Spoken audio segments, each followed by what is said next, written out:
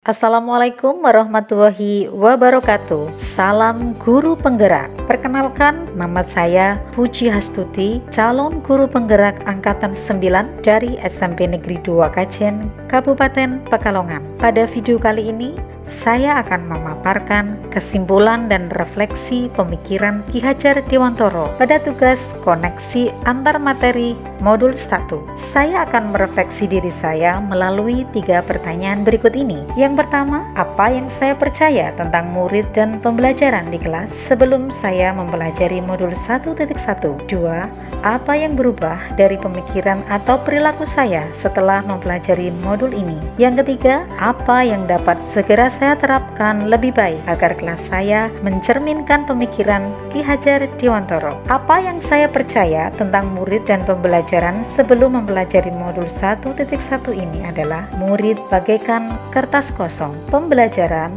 lebih berpusat pada guru atau teacher center. Dalam hal ini, guru menjadi sumber utama dalam pembelajaran. Berikutnya, pembelajaran pada anak belum mengikuti kodrat alam dan kodrat zamannya. Hal-hal yang berubah dari pemikiran atau perilaku saya setelah mempelajari modul 1.1 ini adalah: pertama, siswa itu bukan kertas kosong. Siswa bukanlah kertas kosong yang pasif menerima apapun pengaruh dari lingkungannya, tetapi siswa adalah individu dengan segala potensi yang melekat dalam dirinya. Proses pendidikan yang kita lakukan tentunya akan berbeda ketika kita memandang anak sebagai individu dibandingkan jika kita memandang anak sebagai kertas kosong. Dengan memandang anak sebagai individu, kita akan melibatkan anak dalam proses pendidikan, menuntun mereka untuk mengembangkan potensi yang dimilikinya, bukan mengisi anak dengan potongan berbagai informasi. Hal-hal yang berubah dari pemikiran atau perilaku saya setelah mempelajari modul 1.1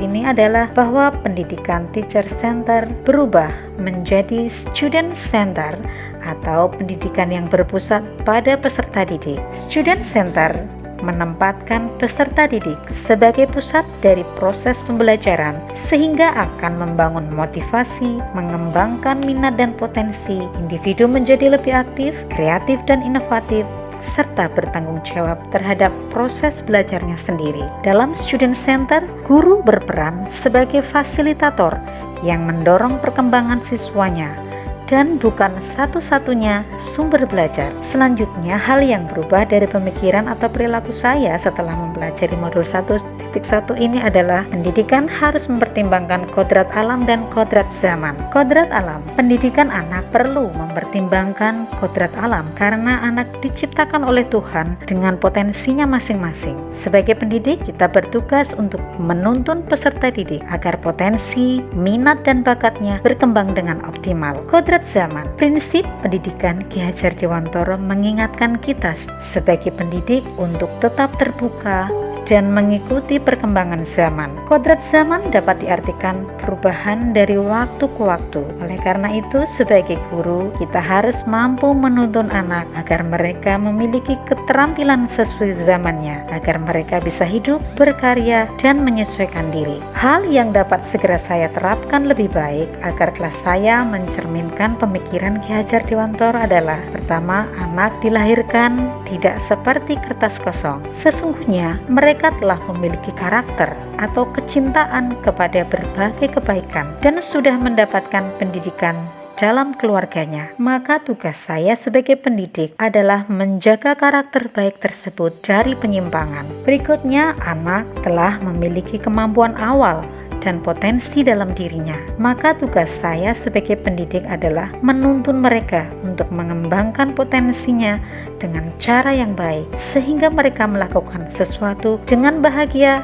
tanpa paksaan. Selanjutnya, sebagai guru saya harus memilih strategi pembelajaran yang menyenangkan dan berpusat pada peserta didik. Saya harus menggunakan media pembelajaran yang tidak membosankan dan dapat menstimulus murid dalam memahami materi pembelajaran. Pada pada materi tertentu, saya mengajak mereka belajar di luar kelas agar lebih dekat dengan sumber belajar yang sesungguhnya, yaitu alam dan masyarakat. Berikutnya, hal yang dapat segera saya terapkan lebih baik agar kelas saya mencerminkan pemikiran Ki Hajar Dewantoro adalah saya harus mengikuti perkembangan zaman. Sebagai pendidik, saya harus dapat melaksanakan pembelajaran berbasis IT, di antaranya membuat video pembelajaran, menggunakan Google Meet, Classroom, mampu menggunakan media sosial yang sering digunakan oleh peserta didik, sehingga saya menjadi bagian dari mereka. Kesimpulan yang dapat saya ambil adalah bahwa anak terlahir bukan seperti kertas kosong. Pendidikan yang kita lakukan